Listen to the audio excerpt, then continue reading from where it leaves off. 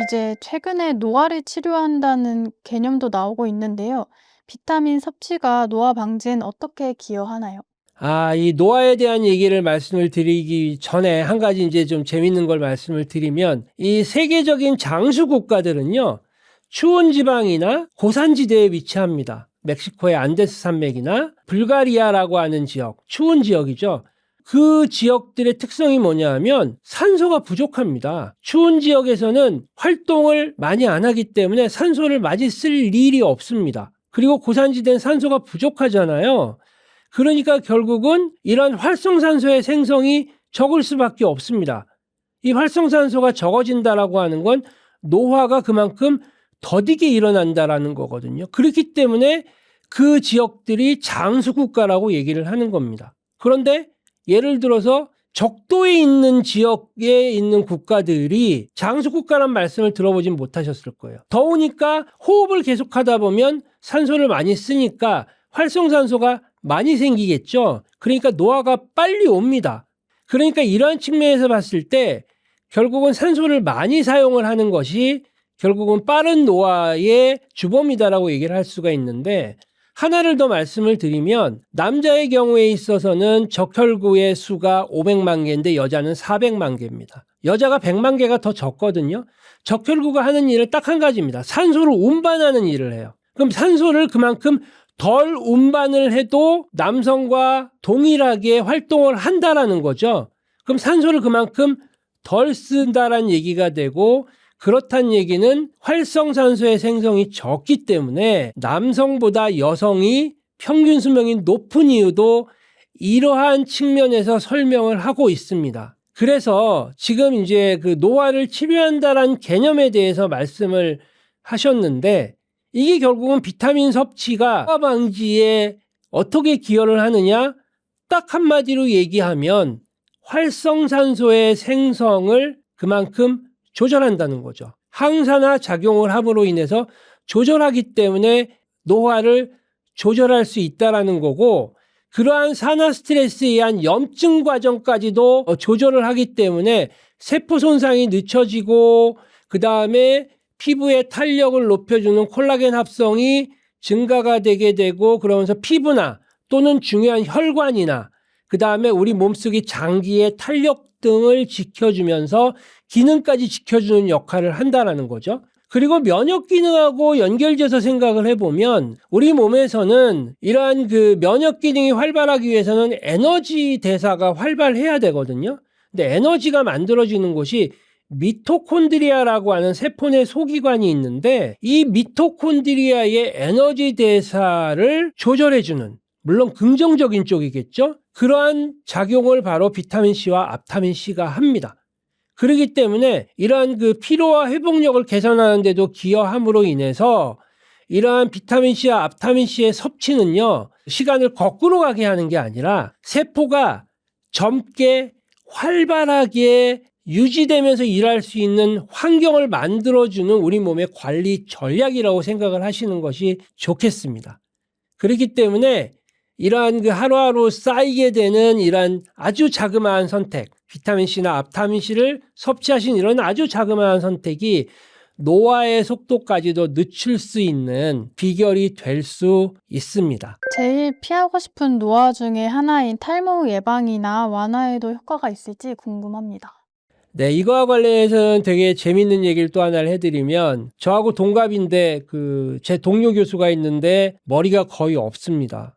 그래서 이 친구를 제가 항상 이제 놀리고 막 그러는데, 그래서 이 친구한테 과연 비타민C와 앞타민C가 탈모를 갖다 개선시켜 줄 수 있을까? 라고 생각을 해가지고 여러 가지 연구를 임상시험을 해봤어요. 그 친구한테 직접. 근데 물론 이제 실험 대상이 하나이기 때문에 이 결과를 일반화시킬 수는 없는데, 이 친구와 마찬가지로 나이가 드시는 분들은 아마 탈모라고 하는 거는 정말 외형적인 부분과 밀접하게 관련이 있기 때문에 피하고 싶은 대표적인 변화 중에 하나일 텐데요. 우리가 알고 있는 그 탈모의 대표적인 원인은 일단 유전이 있고요. 두 번째는 남성의 경우에서는 남성 호르몬, 테스토스테론이라고 하는 호르몬의 변화. 그 다음에 모공이 있는 모공 주변의 두피의 혈류의 흐름이 저하되는 거. 이러한 것들이 원인이 될 수 있습니다. 근데 이 모발은 생각보다 이 혈관과 영양에 굉장히 민감한 조직입니다. 그렇기 때문에 두피로 가는 그런 혈류가 줄고 염증이 쌓이게 되면 이 모발의 모근세포의 성장 신호가 약해집니다. 근데 이 비타민 C와 앞타민 C는요, 이 활성산소를 줄여서 두피 환경의 염증 부담을 낮춰주고 특히 콜라겐 합성을 도와주니까 이게 모근세포가 들어가 있는 모낭을 지지하는 구조를 아주 탄탄하게 도와줍니다. 그 다음에 비타민C가 가지는 또 하나의 중요한, 그리고 뒤에서 또 설명을 드리겠지만 조심해야 될 그러한 작용 중에 하나가 바로 철분 흡수거든요. 근데 이 특히 탈모와 관련해서는 철분이 부족한 경우에 탈모가 또 많이 발생한다라는 얘기가 있습니다. 근데 비타민C는 이런 철분 흡수를 도와줘서 모낭 주변에 있는 미세혈관의 기능을 개선시켜서 모근으로 가는 영양 공급을 원활하게 해주는 역할을 합니다. 그래서 이 비타민C나 앞타민C가 단 한 번만으로 어떤 탈모를 치료하지는 않지만 머리카락을 키우기에 좋은 토양, 다시 말해서 장에서 장내 세균이 자라기 좋은 토양을 만들듯이 두피가 머리카락을 키우기에 좋은 토양을 만드는 데에는 분명한 역할을 한다라고 생각할 수 있습니다. 그래서 이러한 것이 결국은 이 머리숱과 탄력을 지키는 아주 재밌는 전략이다라고 저는 생각을 합니다. 앞타민 C가 뇌 병변 물질 제거 효과가 있다고 들었는데 치매 예방 효과가 있다고 볼 수 있나요? 이거와 관련해서는 아마 제가 저번 그 출연에서 파킨슨이라고 하는 그 퇴행성 뇌질환, 그러니까 우리가 퇴행성 뇌질환 하면 파킨슨, 치매 두 가지가 대표적인데요. 역시 치매의 경우에 있어서도요, 이러한 현상이 있습니다. 그래서 이것 또한 제가 연구를 진행을 했는데요. 우리가 치매와 관련된 거는 많이들 알고 계시는 베타 아밀로이드라고 하는 단백질들이 뭉쳐가지고 그 뇌에서의 해마라고 하는 부위에 기억을 관장하는 신경세포에 침착이 돼서 그 세포가 죽음으로 인해서 기억 기능이 떨어지고 인지 기능이 떨어진다라고 하는 게 기본적인 그 치매의 발병과 진행의 원인이거든요. 근데 이것을 동물 모델에서 이러한 그 현상들이 억제가 되는가를 봤더니 앞타민 C, 물론 비타민 C의 효과도 있었지만 앞타민 C를 투여했을 때 좀 더 뚜렷하게 완화되는 결과를 확인을 했습니다. 그리고 우리가 그러한 상태의 생쥐를 가지고 얘가 제대로 운동을 하는지, 그 다음에 인지 기능을 측정하는 테스트가 있어요. 그거를 갖다가 시행을 해봤을 때 운동 기능과 인지 기능이 굉장히 뚜렷하게 개선된다라고 하는 결과를 확인을 했습니다. 그러니까 이게 결국은 앞타민C와 비타민C, 그중에서 특히 앞타민C는 기본적인 뇌에서의 어떤 보호작용을 보다 오래 안정적으로 유지시키기 때문에 치매의 발생이나 진행을 조절하는데 도움을 준다라고 하는 게 제 연구의 결과고요. 이러한 측면에서 봤을 때 이 뇌가 파킨슨이나 치매와 관련된 뇌세포의 손상에 맞서서 싸울 수 있는 환경을 비타민C와 앞타민C, 특히 앞타민C가 그렇게 만들어 줄 수 있다라고 하는 것을 말씀을 드리겠습니다. 비타민 섭취와 관련된 여러 썰도 많은데요. 비타민 C가 몸에 해롭다면서 사망률을 높인다는 연구가 있다고도 하는데 그게 정말인가요? 이 논문을 저도 봤어요. 그리고 이거는 정말 기회가 되면 꼭 일반인 분들한테 설명을 드리고 싶다라고 했었는데 오늘 그 기회가 드디어 왔네요. 일단 이 논문은요, 세포나 동물이나 인체와 같이 생물학적인 시스템에서 진행된 게 아니고요. 우리가 알고 있는 유리 시험관 내에서만 진행된 내용이에요. 그렇기 때문에 이 결과를 정말로 이거는 절대로 인체에 적용할 수가 없는 결과입니다. 그래서 제가 이 논문을 아주 면밀하게 읽어보고 이 사람들이 주장하고자 하는 것이 뭔가를 갖다가 확인을 했는데요. 이게 비타민C가 철과 반응을 하게 되면요. 아까 비타민C가 철분 흡수하는 데 도와준다고 말씀을 드렸잖아요. 이게 철은 삼가의 철과 이가의 철이 있습니다. 이 삼가의 철을 이가의 철로 변환시켜주는 역할을 바로 비타민C가 합니다. 그러니까 산화된 철을 안정화된 형태의 철로 바꿔주는 역할을 하는데요. 이 과정을 촉진하는 동안에 탄소와 같은 몸에 안 좋은 독성 물질, 그걸 우리 레디칼이라고 하는데 이 레디칼을 형성한다라고 하는 것이 이 논문에서의 핵심적인 결과고요. 이 레디칼은 우리 몸에 안 좋은, 우리 몸에 손상을 일으킨다라고 하는 것이 이 사람들의 추론입니다. 근데 여기에는 몇 가지 중요한 점이 있어요. 첫 번째는 아까 말씀드렸다시피 이거는 생물학적인 시스템이 아니라 시험관 내에서 이루어진 건데요. 그 실험도 어떠한 환경에서 이루어졌냐면 pH라고 하는 산성도를 나타내는 수치가 3에서 4, 우리 위산이 2에서 3 정도거든요.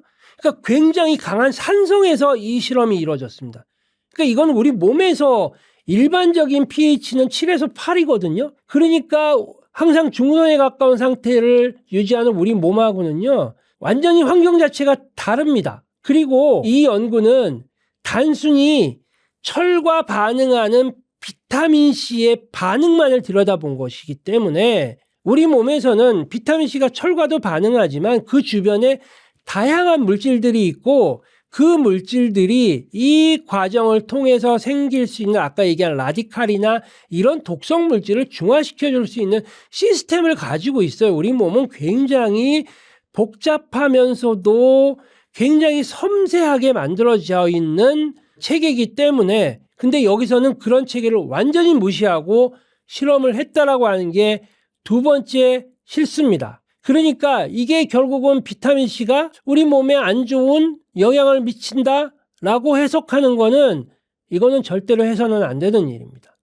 결론적으로 만약에 이게 몸에 해롭다라고 하면 그걸 증명을 해야 될 거 아니에요. 그런 얘기는 전혀 없습니다. 근데 아시다시피 비타민C는 우리 몸속에서 해로운 작용을 하는 게 아니라 세포를 보호하는 항산화 물질이잖아요.